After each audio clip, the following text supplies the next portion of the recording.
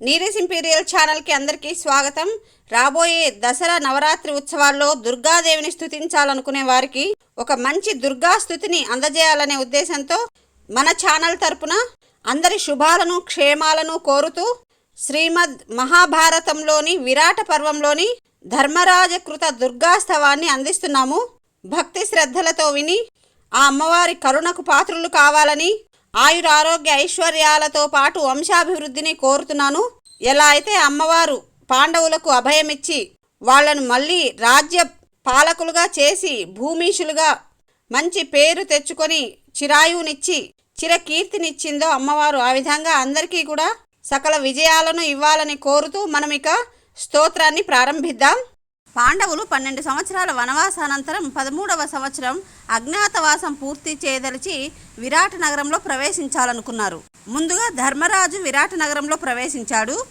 విరాట నగరానికి ప్రవేశించే ముందు ధర్మరాజు దుర్గాదేవిని ఇలా స్తుతించాడు. యశోదా గర్భ సంభూతం నారాయణవరప్రియాం నందగోపకులే జాతాం మంగళ్యాం కులవర్ధినీం కంస విద్రావణకరీం అసురానాం క్షయం కరీం శిలాతట వినిక్షిప్తాం ఆకాశం ప్రతిగామినీం వాసుదేవస్య భగినీం దివ్యమాల్య విభూషితాం దివ్యాంబరధరాం దేవీం ఖడ్గఖేటకధారిణీం. ఈ శ్లోకాలకు భావం ఏంటంటే, యశోదా గర్భం నుండి పుట్టినది, నారాయణునికి ప్రియమైనది, నందగోపుని వంశంలో జనించినది, అందరికీ శుభాలనిచ్చేది, వంశమును వృద్ధి పొందించేది, కంసుడిని పారద్రోలినది, అసురులను నాశనం చేసినది, రాతి మీద కొట్టబడిన ఆకాశంలో పయనించినది. అంటే కంసుడు దేవకి గర్భంలో అమ్మాయి పుట్టిందని తెలిసి కూడా ఆ అమ్మాయిని పసికందును తీసుకుని రాతి మీద కొడతాడు కదా కర్కశంగా. ఆ విధంగా రాతి మీద కొట్టినా ఆమె మహామాయ కాబట్టి ఆకాశంలో ఎగిరిపోయి వింధ్య పర్వతాలలో దుర్గాదేవి సంచరిస్తూ ఉందన్నమాట. ఆ దుర్గాదేవిని ఇప్పుడు ప్రస్తుతం ధర్మరాజు ప్రార్థిస్తున్నాడు. ఆ విధంగా రాతి మీద కొట్టబడిన ఆకాశంలో పయనించినది, వాసుదేవుని సోదరి, దివ్యమైన పూలమాల దివ్యాంబరమును ధరించినది, ఖడ్గమును డాలును ధరించిన ఓ దేవి అంటూ ఇంకా ఇలా ప్రార్థిస్తున్నాడు. భారావతరణే పుణ్యే ఏ స్మరంతి సదాశివాం తాన్ వై తారయసే పాపాత్ పంకేగామివ దుర్బలాం. భారమును తగ్గించే ఓ పుణ్యమయ్యి సదాశుభాలనిచ్చే నీవు నిన్ను స్మరించిన వారిని బురదలో నుండి బలహీనమైన ఆవును పైకి లాగినట్లు ఉద్ధరిస్తావు అని ధర్మరాజు అమ్మవారిని స్తుతిస్తూ ఇంకా ఇలా స్తుతిస్తున్నాడు. అంటే ధర్మరాజు తన తమ్ముళ్లతో సహా దుర్గాదేవి దర్శనాన్ని కోరుతూ ఆ దేవిని సంబోధిస్తూ ఇంకా అనేక స్తోత్రాలతో ఇలా స్తుతించడం ప్రారంభించాడు. నమోస్తు వరదే కృష్ణే కుమారి బ్రహ్మచారిణి బాలార్క సదృశాకారే పూర్ణచంద్ర నిభాననే. నల్లని రూపుగలదాన, కుమారి, బ్రహ్మచారిణి, లేత సూర్యుని వంటి శరీర కాంతి గలదానా, నిండు చంద్రునితో సమానమైన ముఖం గలదానా, ఓ దేవి నీకు నమస్కారము. చతుర్భుజే చతుర్వక్త్రే పీణశ్రోణిపయోధరే మయూరపింఛవలయే కేయూరాంగదధారిణి భాసి దేవి యథా పద్మా నారాయణ పరిగ్రహ స్వరూపం బ్రహ్మచర్యం చ విశదం గగనేశ్వరి కృష్ణచ్చ విసమా కృష్ణ సంకర్షణ సమానన. ఈ శ్లోకాలకు భావం ఏంటంటే, 4 భుజాలు కలిగి నారాయణునితోనూ 4 ముఖాలు కలిగిన బ్రహ్మతోనూ సమానురాలవైన దానివి, పుష్టికల జఘనము స్తనములు కలిగిన దానివి, నెమలిపించాలు నీకు గాజులు, కేయూరాలు అంగదాలు ధరించిన దానివి, నారాయణుని భార్య లక్ష్మీదేవి వలె ప్రకాశిస్తున్న దానవు, నీ రూపము బ్రహ్మచర్యము స్వచ్ఛమైనవి, నీవు ఆకాశంలో చరింపగల దేవివి, కృష్ణునితో సమానమైన శరీర కాంతి నీకుంది, అందుకే నీకు కృష్ణ అని పేరు. కానీ బలరామునితో సమానమైన స్వచ్ఛమైన ముఖకాంతి కూడా కలిగిన దానవు నీవు అని స్తుతిస్తూ మరింతగా స్తోత్రం ఇలా చేస్తున్నాడు.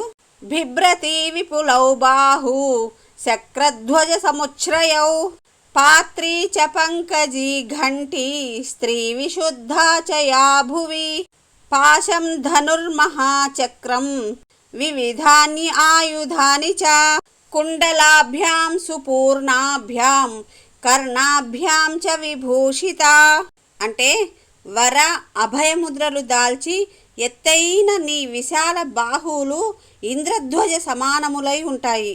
3వ చేతిలో పాత్ర, 4వ చేతిలో పద్మము, 5వ చేతిలో గంట ప్రకాశిస్తున్నాయి. 6వ చేతిలో పాశము, 7వ చేతిలో ధనుస్సు, 8వ చేతిలో మహాచక్రము, ఇలా నానా ప్రకార ఆయుధాలను కలిగి ఉన్నావు. చంద్ర విస్ఫర్ధినా దేవి ముఖేన త్వం విరాజసే ముకుటేన విచిత్రేణ కేశబంధేన శోభినా భుజంగ భోగవాసేన శ్రోణిసూత్రేణ రాజత విభ్రాజసే చ బద్ధేన భోగేనేవేహమందరః. ఈ భూమి మీద స్త్రీ యొక్క విశుద్ధ రూపం అంటే నీవే. నీ చెవులు కుండలాలతో నిండుగా అలంకరింపబడి ఉన్నాయి. చంద్రునితో పోటీ పడే ముఖంతో విరాజిల్లుతున్నావు. చిత్రరత్నాలు గల కిరీటంతో నీ కేశపాశం శోభిల్లుతోంది. పాము వలె ఉన్న కటిసూత్రము అంటే మొలత్రాడనమాట ధరించి వాసుకుతో కూడిన మందర పర్వతంలా ఉంటావు.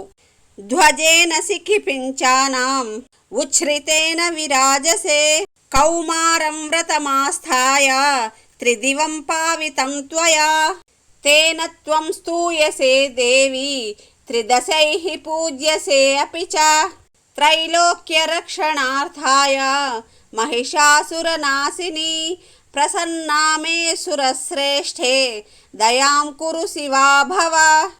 నెమలిపించాలు ఎత్తికట్టిన ధ్వజంతో విరాజిల్లుతున్నావు. కౌమారం అనే బ్రహ్మచర్య వ్రత పాలనంతో స్వర్గాన్ని పవిత్రం చేశావు. అందుకే దేవి నీవు దేవతల చేత కూడా స్తుతింపబడుతున్నావు, పూజింపబడుతున్నావు. త్రిలోకాలను రక్షించడానికి మహిషాసుర సంహారం చేశావు. దేవతలలో శ్రేష్ఠురాలవు నీవు. నీకు నమస్కరిస్తున్నాను. నాకు ప్రసన్నరాలవై నా మీద దయచూపుము, నాకు శుభములిమ్ము. జయా త్వం విజయా చైవ సంగ్రామే చ జయప్రదా మమాపి విజయం దేహి వరదా త్వం చ సాంప్రతం వింధ్యే చైవ నగశ్రేష్ఠే తవ స్థానం హి శాశ్వతం కాళీ కాళీ మహాకాళీ ఖడ్వ ఖట్వాంగధారిణి. అమ్మా నీవే జయవు విజయవు. యుద్ధంలో జయమిచ్చేదానవు నీవే. నాకు కూడా విజయము నివ్వు. ఇప్పుడే వరము నివ్వు. ఓ కాళీ మహాకాళీ. ఖడ్గము ఖట్వాంగము అంటే పైభాగాన కపాలం కలిగి ఉండే ఒక దండం అన్నమాట. ఆ ఖట్వాంగమును ధరించి పర్వత శ్రేష్టమైన వింధ్య పర్వతము శాశ్వత నివాసంగా చేసుకున్నావు. కృతానుయాత్ర భూతైస్త్వం వరదా కామచారిణి భారావతారే ఏ చ త్వాం సంస్మరిష్యంతి మానవాః ప్రణమంతి చ ఏ త్వాం హి ప్రభాతే తు నరా భువి న తేషాం దుర్లభం కించిత్ పుత్రతో ధనతోపి వా. ఓ తల్లి, నిన్ను అనుసరించే వారి కోరికలు తీరుస్తావు. నీవు కామసంచారిణివి, వరములీయగలవు.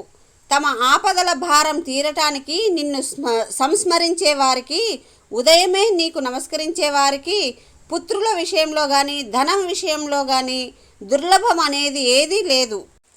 దుర్గాత్ తారయసే దుర్గే తత్ త్వం దుర్గా స్మృతా జనైః కాంతారేష్వసన్నానాం అజ్ఞానాం చ మహార్ణవే దస్యుభిర్వా నిరుద్ధానాం త్వం గతిః పరమాన్ నృణాం జలప్రతరణే చైవ కాంతారేష్వటవీషు చ. భరింపరాని కష్టాల నుండి తరింపజేస్తావు నీవు. అందుకే ప్రజలు నిన్ను దుర్గా అంటారు. అడవుల్లో చిక్కుకున్న వారికి, సముద్రం దాటేవారికి, దుర్గమ మార్గాల్లో ప్రయాణించే వారికి, క్రూరుల బారిన పడిన వారికి నీవే గతి. సముద్రాలు దాటాలన్నా, అడవులను అతిక్రమించాలన్నా నిన్ను స్మరించిన వారు కష్టాలు పాలు కారు. ఇక్కడ అడవులను అతిక్రమించడము అంటే అడవులను దాటడము అని అర్థం చేసుకోవాలి. ఏ స్మరంతి మహాదేవి న చ సీదంతి తే నరాః త్వం కీర్తిః శ్రీః ధృతిః సిద్ధిః హ్రీః విద్యా సంతతిర్మతిః సంధ్యా రాత్రిః ప్రభా నిద్రా జ్యోత్స్నా కాంతిః క్షమాదయా నృణాం చ బంధనం మోహం పుత్రనాశం ధనక్షయం వ్యాధిం మృత్యుం భయం చైవ పూజితా నాశయిష్యసి సోహం రాజ్యాత్ పరిభ్రష్టః శరణం త్వాం ప్రపన్నవాన్. అమ్మా, నీవే కీర్తివి, శ్రీహి, ధృతివి, సిద్ధివి, లజ్జ, విద్య, సంతానము, బుద్ధి, సంధ్య, రాత్రి, తేజస్సు, నిద్ర, వెన్నెల, కాంతి, ఓర్పు, దయ మొదలైన అన్ని రూపాలు నీవే. నిన్ను పూజించిన వారి బంధనము, మోహము, పుత్రశోకము, ధననాశనము, రోగము, మృత్యుభయము అన్నింటినీ తీరుస్తావు. అమ్మా, ఇప్పుడు నేను రాజ్యభ్రష్టుడనయ్యాను, నీ శరణు వేడుతున్నాను. ప్రణతశ్చ యథా మూర్ధ్నా తవ దేవి సురేశ్వరి త్రాహి మాం పద్మపత్రాక్షి సత్యే సత్యా భవస్వనః. దేవతలకు కూడా దేవి అయిన నీకు శిరసు వంచి పాదాభివందనం చేస్తున్నాను. నీవు పద్మపత్రాల వలె ప్రసన్నమైన కనులు కలదానవు. నన్ను రక్షించు. నీవు సత్యవు, సాధు సత్పురుషుల యందు దయకలదానవు. శరణం భవ మే దుర్గే శరణ్యే భక్తవత్సలే ఏవం స్తుతా హి సా దేవి దర్శయామాస పాండవం ఉపాగమ్యతు రాజానం ఇదం వచనమబ్రవీత్. ఓ దుర్గాదేవి, నీవు శరణ్యురాలవు, భక్తుల యందు వాత్సల్యము కలదానవు, నాకు శరణమగుము అని ధర్మరాజు స్తుతించాడు. ధర్మరాజు యొక్క స్తుతికి మెచ్చిన ఆ దేవి వెంటనే దర్శనమిచ్చి ఇలా అంది: శృణురాజన్ మహాబాహో మదీయం వచనం ప్రభో భవిష్యత్యచిరాదేవా సంగ్రామే విజయస్తవ మమ ప్రసాదాన్ నిర్జిత్య హత్వా కౌరవవాహినీం రాజ్యం నిష్కంటకం కృత్వా భోక్ష్యసే మేదినీం పునః భ్రాతృభిః సహితో రాజన్ ప్రీతిం ప్రాప్స్యసి పుష్కళాం. ఓ ధర్మరాజా, నా మాట విను. త్వరలోనే యుద్ధంలో నీకు విజయం కలుగుతుంది. నా అనుగ్రహంతో కౌరవసేనను జయించి రాజ్యమంతా శత్రురహితం చేసుకొని నీ భూమిని నీవు మరలా అనుభవిస్తావు. తమ్ములతో పుష్కలమైన సంతోషాన్ని పొందుతావు అని ఆశీర్వదిస్తూ ఇంకా ఇలా మాట ఇస్తోంది అమ్మవారు ధర్మరాజుకి: మత్ప్రసాదాచ్యతే సౌఖ్యం ఆరోగ్యం చ భవిష్యతి ఏ చ సంకీర్తయిష్యంతి లోకే విగత కల్మషాః తేషాం తుష్టా ప్రదాస్యామి రాజ్యమాయుర్వపుః సుతం ప్రవాసే నగరే చాపి సంగ్రామే శత్రు సంకటే అటవ్యాం దుర్గకాంతారే సాగరే గహనే గిరౌ ఏ స్మరిష్యంతి మాం రాజన్ యథాహం భవతా స్మృతా నతేషాం దుర్లభం కించిద్ అస్మిన్ లోకే భవిష్యతి ఇదం స్తోత్రవరం భక్త్యా శృణుయాద్వా పఠేత్ వా తస్య సర్వాణి కార్యాణి సిద్ధిం యాస్యంతి పాండవాః. దేవి ఇలా అంటోంది: నా అనుగ్రహంతోనే నీకు సౌఖ్యము ఆరోగ్యము కలుగుతాయి. లోకంలో నన్ను కల్మషం లేకుండా కీర్తించే వారికి నేను సంతోషించి రాజ్యమును, ఆయువును, చక్కని రూపమును, సత్పుత్రులను అన్నింటినీ ఇస్తాను. ఊరు విడిచి ఉన్నా, నగరంలో ఉన్నా, యుద్ధంలో ఉన్నా, శత్రుబాధలో ఉన్నా, చొరరాని అడవిలో ఉన్నా, సముద్రంలో ఉన్నా, పర్వతం మీద ఉన్నా, నీవు స్మరించినట్లు నన్ను స్మరించే వారికి ఈ లోకంలో దుర్లభం ఏదీ ఉండదు. తస్య సర్వాణి కార్యాణి సిద్ధిం యాస్యంతి పాండవాః మత్ప్రసాదాచ్చ వః సర్వాన్ విరాట నగరే స్థితాన్ న ప్రజ్ఞాస్యంతి కురవో నరావా తన్నివాసినః ఇత్యుక్తా వరదా దేవి యుధిష్ఠిరమరిందమం రక్షాం కృత్వా చ పాండూనాం తత్రైవాంతరధీయత. పాండవులారా, ఈ స్తోత్రం భక్తితో పఠించిన వారికి, విన్నవారికి సకల కార్యాలు సిద్ధిస్తాయి. నా అనుగ్రహం వల్ల విరాట నగరంలో మీ అందరినీ అక్కడ నివసించేవారు కానీ కౌరవులు కానీ ఎవరూ తెలుసుకోలేరు. మీకు నేను రక్షణగా ఉంటాను. ఇలా యుధిష్ఠిరునికి వరమిచ్చి పాండవులకు రక్షణ కల్పించి దేవి అక్కడే అంతర్ధానమైంది. ఇది శ్రీ మహాభారతంలోని విరాట పర్వంలోని పాండవ ప్రవేశ పర్వము, అంటే విరాట నగరంలో పాండవుల ప్రవేశ పర్వములో దుర్గాస్తవము. ఇది విన్న వారికందరికీ దుర్గాదేవి సకల శుభాలను ఇవ్వాలను కోరుతూ స్వస్తి.